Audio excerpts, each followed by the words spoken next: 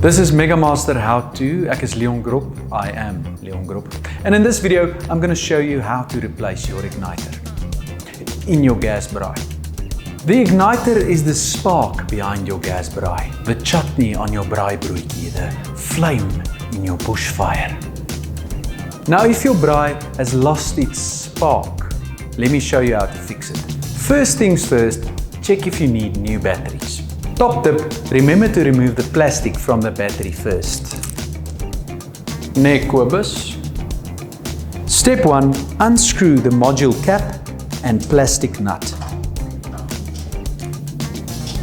Step 2, remove the igniter wires from the module. Step 3, remove the old module and dispose of safely. Step 4, remove the module cap and plastic nut from the new module. Step 5, insert the igniter wires into the new module.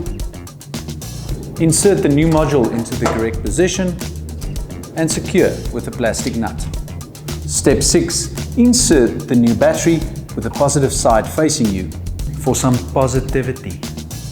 Step 7, fasten the igniter button and test. If it still doesn't make a click sound, test if all the igniter wires are secured properly in the module. If it still doesn't work, contact our friendly customer service team or visit our website. Ons is hier om te help mense.